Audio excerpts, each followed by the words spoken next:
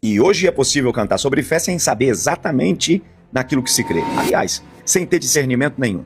A música cristã está ficando cada vez mais esteticamente bonita, mas em muitos casos perigosamente indefinida. E não é coincidência, é um alerta pra gente.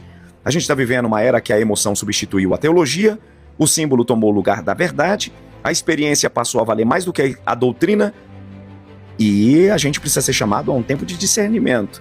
A fé bíblica nunca foi contra a arte, ela não será contra a música porque a música é de Deus, nunca foi contra a cultura, mas ela sempre foi contra a mistura espiritual. Porque evangelho, gente, não é um mosaico religioso. Evangelho é uma revelação.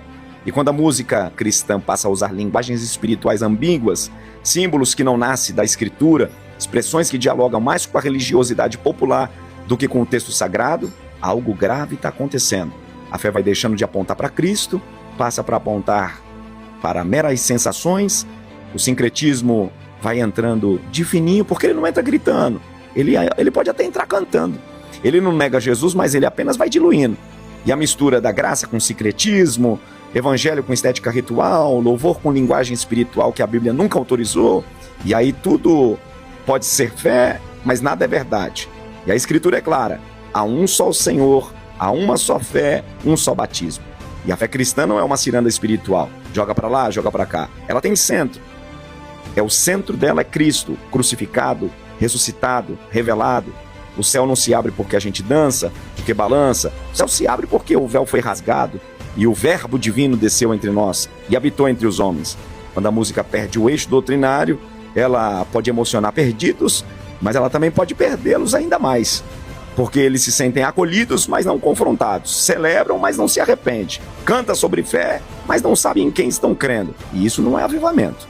É uma anestesia espiritual. E a gente precisa preservar a doutrina na música cristã. Isso é ser responsável, não é excluir. É amar o suficiente para não confundir evangelho com vários e tendenciosos instrumentos que levam para fora daquilo que a Bíblia diz. A igreja não precisa soar tudo, ela precisa soar clara. Porque quando a trombeta emite um som confuso, ninguém se prepara para a batalha. A nova geração não precisa de um evangelho mais fraco. Essa geração, ela precisa de um evangelho verdadeiro, autêntico, sem mistura e com identidade. Menos estética vazia e a gente precisa de mais presença real de Deus. Menos símbolos confusos e mais palavra viva. E talvez o maior problema deste tempo não seja cantar sobre fé, mas é permanecer fiel à fé verdadeira. Porque no fim o evangelho não foi confiado à igreja para ser reinventado, mas para ser anunciado. Com beleza sim, com arte sim, mas acima de tudo com verdade. Que isso seja para nós um discernimento e que o evangelho de Cristo resplandeça além de um belo cântico, mas que traga e manifeste o Cristo ressuscitado. Deus te abençoe. Vem comigo no Glória.